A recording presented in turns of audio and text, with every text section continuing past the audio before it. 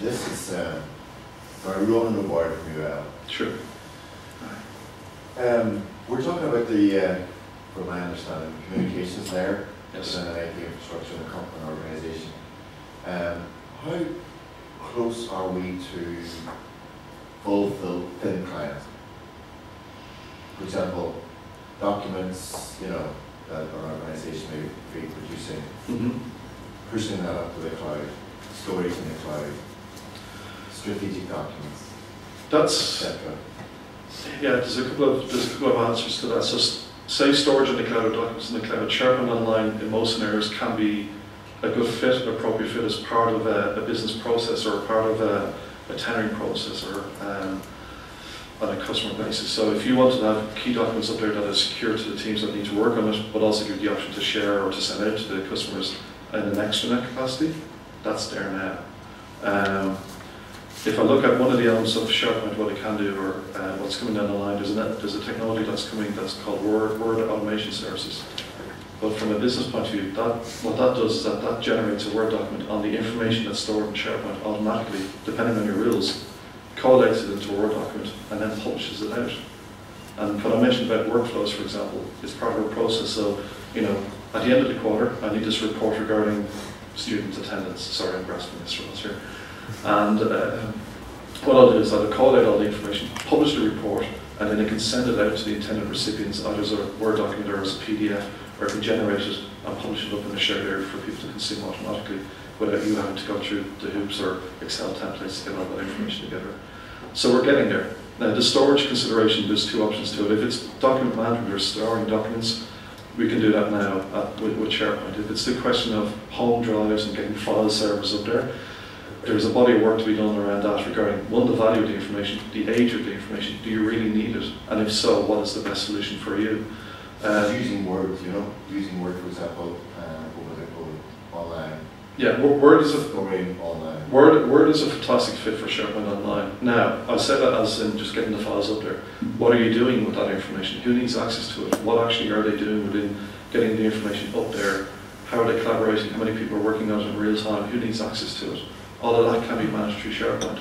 But it's again trying to figure out what you're doing from a business point of view rather than just shoving it in and hoping that it fits. Now, I've worked with SharePoint partners in Ireland, and SharePoint from a business process review is a very, very strong product. And if it's just documentation such as Word, Excel, spreadsheets, SharePoint is a very good fit. Now, if it's an element of, we have massive CAD diagrams and massive PDFs, or marketing has a massive amount of information that they send out, there's a question there regarding, well, if you put this all up in the cloud, how quickly can we access to it, how quickly will it come down, how can we share it? So again, that gets more to the value discussion around the quality and quantity of the data and who should be needing it and how do they use it. But for the most part, SharePoint as a document management system, as a basic document management system, is a great fit for that particular need. And there's a lot more coming that will improve on this as well. I can talk for hours around SharePoint, but I'm just going to keep it to within it itself. And then from a cloud point of view, from an Azure point of view, we have a storage layer in that as well. And there's other technology elements that I'm happy to follow up on or to explain afterwards. Just I'm so confused. No, if I get into technology, I'll see people's eyes glaze over. Oh God. But there's options. Microsoft has a lot of options and choice. Excuse me, if I have my PC and I have, currently if I'm traveling, I can do things offline. Yeah. If I'm on the cloud, I don't have access to the emails that I would have normally online. No, so if I'm traveling, I do something. So how do you? No, so from an email point of view, we work in offline mode by default, or that's the only way to support. So you will always have a local copy of your email, so it's a question of connectivity.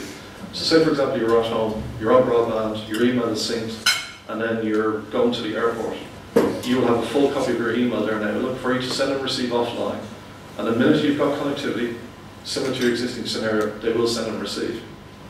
Then offline access to other information. If, for example, you have Word documents or spreadsheets and proposals related to customers, you can go into that document library in SharePoint, click Connect to Outlook, and they're available to you offline in your email account as well. So you have access to that information, which you can open up, you can edit, it will save it back, and again, once you've got connectivity, the updated information will go back into the central repository. So we have a full offline stored with the service. And how do you, if you're sharing documents between several people, how do you know if a document has been updated while you're offline?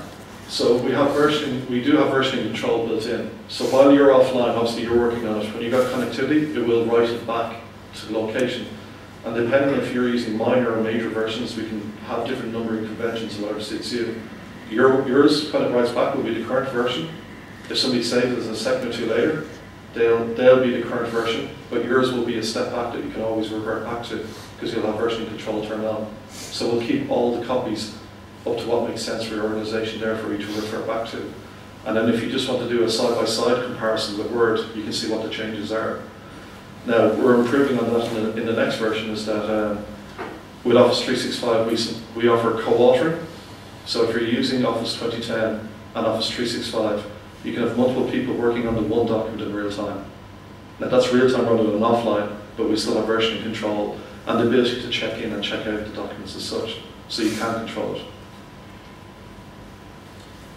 Okay, because with DTS, you mentioned records retention policies and things. What about role variant policies? So, for example, it can be quite manual right now, but across SharePoint and across email, you have sales guys need to keep customer data for a certain period of time, administration staff a lot less, things like that. How do you handle that? Yeah, so at the moment, at the moment there's an element of work to be done. So when I said SharePoint Online, there's some considerations regarding the planning of, because it's not at the moment the same as on-premise. It is document management, it is portal.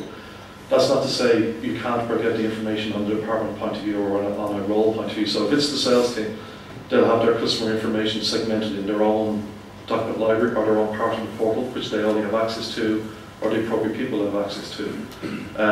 Typically when we look at a SharePoint deployment, it's broken down as an organizational basis. It's sales, it's finance, it's HR. And you should only have access to the information that you should have. That's already probably defined in your organization using Active Directory. We'll complement that by moving you to the cloud. From a records management point of view, at the moment it's quite bare, but in the next release we'll have in-place records management and a dedicated records vault. But depending on your role, there could be different policies depending on the retention of the information, or it's set to expire as in this date because customer information needs to be kept for 3 years or 7 years if it's financial records. So you can have different rules depending on the classification of the information. We will have corporate taxonomies, and you can obviously manage this by metadata and putting relevance or putting tags against the information as well.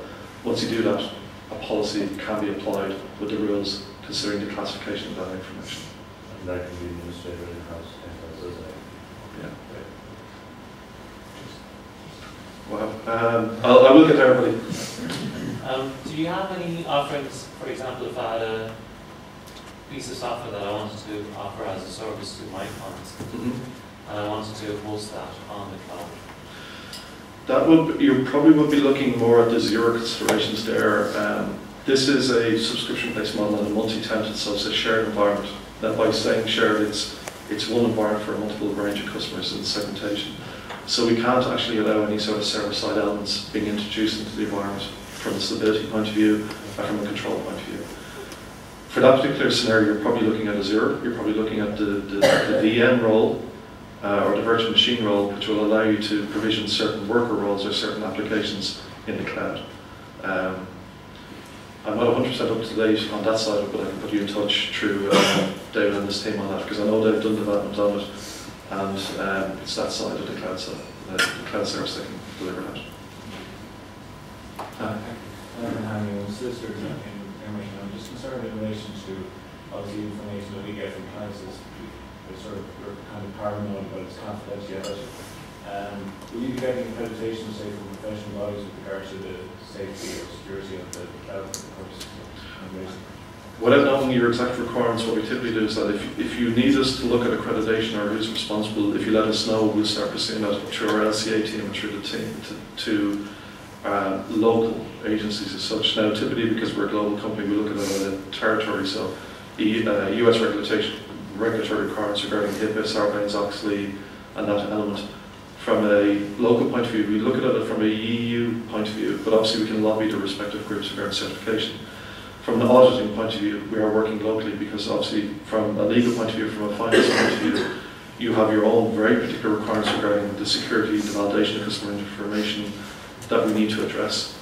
So if you do have a particular standard that you're looking for us to be compliant to, if you can give me that information, I can do the research. I can say yes we are, or what the state is regarding the work in progress. But no, it's a key element because obviously we see this as a good fit for everybody, but every vertical has their own unique requirements, and specifically legal and finance, we have to address their concerns. So if you give me that information, I can follow up straight away.